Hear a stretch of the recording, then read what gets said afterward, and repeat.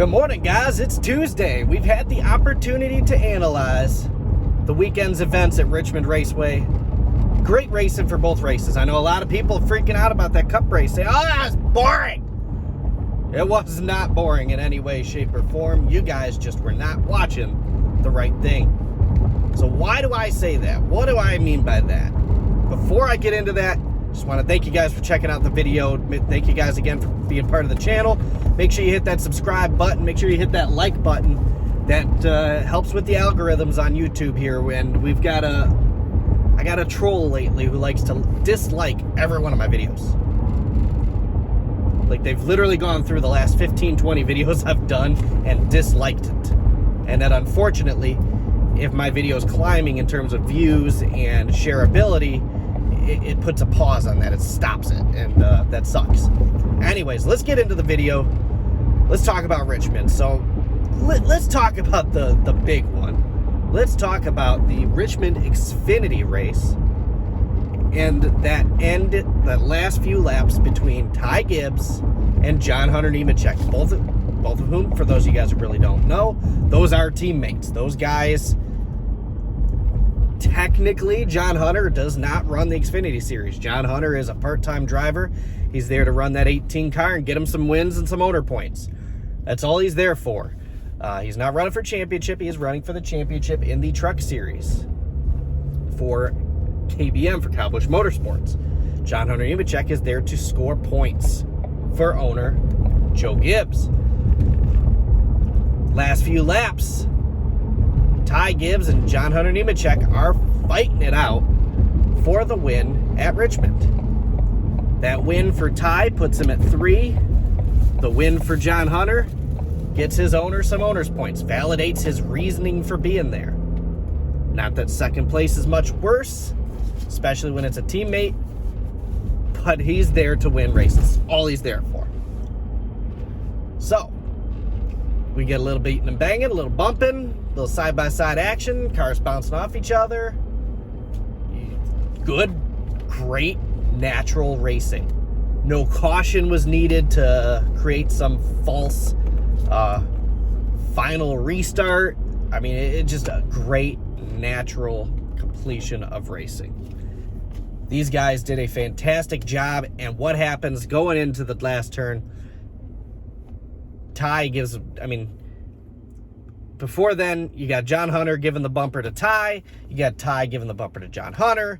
You got Ty finally getting down to the inside and making it work and getting in there and trying to pass John Hunter. And he did. He got around John Hunter. John Hunter's up to the outside. He's holding his own, coming in 3 and 4.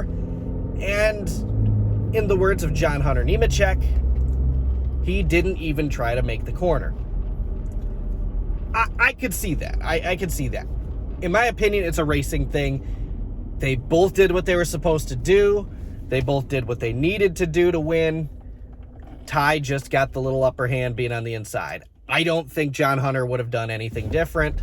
Maybe I don't think he would have. He's been on the other side of that before. Look at the Truck Series. He's been on the other side of that before, and he's won off of it. With that being said, Ty Gibbs, obviously, goes on, scores his 3rd win of the season, 7th win of his career. I mean, he is having a fantastic Xfinity Series career.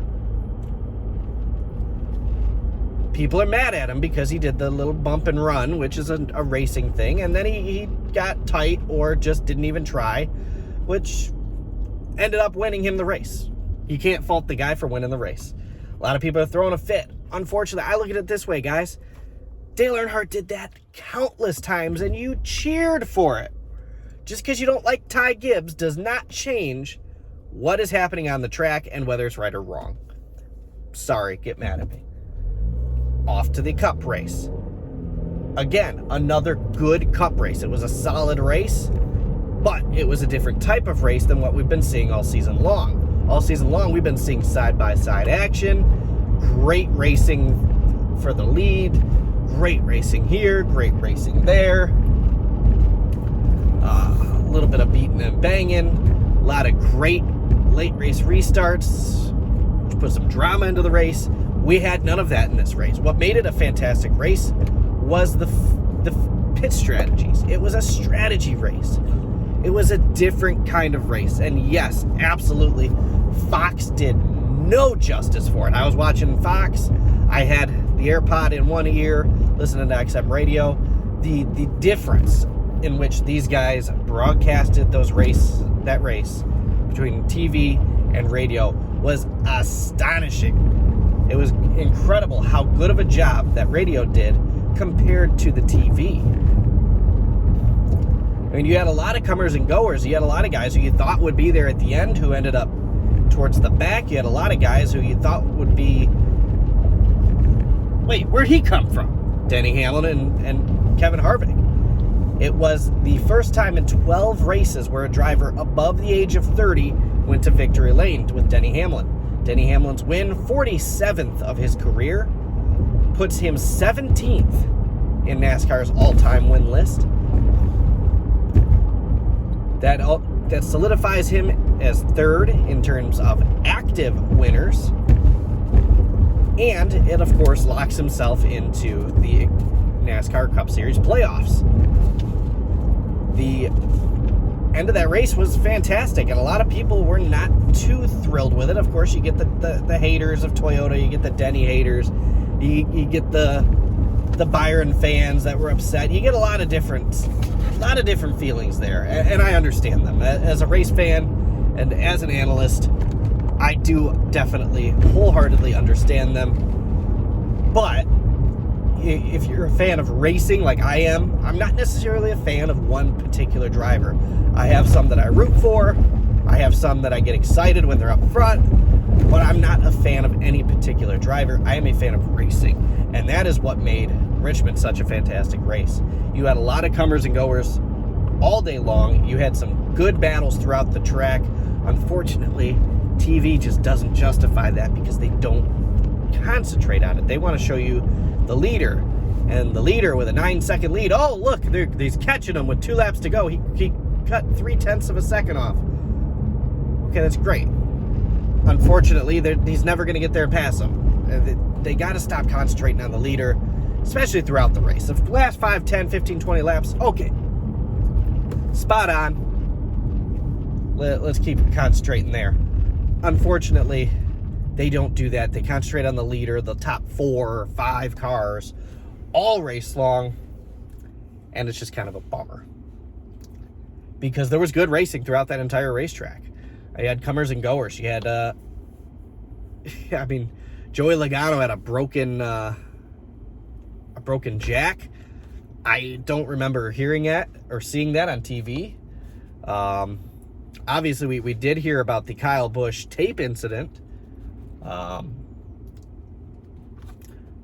We definitely heard about the Kyle Busch tape incident. From what I heard last night on XM radio, the tape was 5 to 6 inches away from the hole, which, let's be honest, a rule's a rule. I can understand, okay, maybe they smacked it, trying to run around the car, slapped it on there to adjust the brake duct. It didn't work. They missed. Okay, it happens. Personally, I'm not a fan of NASCAR throwing that black flag at them 200 laps later or 100 laps later or whatever it may have been. But nonetheless, a rule is a rule. A lot of people were freaking out saying, oh, well, they clearly did it on purpose because it was like it was a foot away from the... No, it wasn't a foot away. It was 5 to 6 inches, and when you're trying to run some of the fastest pit stops in NASCAR history, I could see where that issue comes from. Now, he got sent back to what, 12th, 13th, after having to face that penalty, and he ended up finishing 9th. Kyle Busch ended up coming back from that, finished 9th, so got himself a top 10 finish. Nice, solid finish for Kyle Busch. He did score some stage points throughout the race. Of course, you did have Ryan Blaney, who ended up finishing 7th. Led well over 100 laps. He dominated the first stage. No one could touch him. Second stage, he went out there, led a couple laps, but it was just not enough for Ryan Blaney. He just didn't have the overall finishing performance there. Martin Truex Jr. scored another stage win. We all thought Truex was going to get around Byron towards the end there, get himself another win, what would have been his fourth win at Richmond, which would have allowed him to pass Denny Hamlin, Denny who now has 4, and get a little closer to Kyle Busch with 6. Just not a great day for some guys, fantastic day for others. Top 10 was Denny Hamlin, Kevin Harvick. Harvick, who said if he would have got there, he would have made a swipe at Hamlin. He said, I have no shame in admitting it. Ready to go. I wanted that win. Byron third, who was on the strategy of the oldest tires on the track. Truex, who was catching Byron until the end there. He got passed by Hamlin pretty quickly. Harvick made easy work with him. Hamlin had to kind of fight Byron a little bit. Not much. Harvick ended up fighting him a little more than Hamlin did. Then you had Larson in 5th, Christopher Bell 6th, Ryan Blaney 7th, Alex Bowman 8th, Kyle Busch 9th, and Austin Dillon rounding off the top 10. One of the drivers I was kind of shocked where they finished was Chase Elliott. Chase seemed like he could get up towards the front of the pack. Could potentially go up there and run and compete, but he just fell off. Ended up finishing 15th. And of course, you got a few other drivers that fell back as well. But so that is the info. That's what I've got. What did you guys think? It was a strategy race. It was a pure strategy race. There were no manufactured cautions. There was no manufactured great finish. It came down to natural racing and pit strategy for a great finish. What do you guys think? Leave a comment in the comment section below. Make sure you hit that like button. Thanks, guys.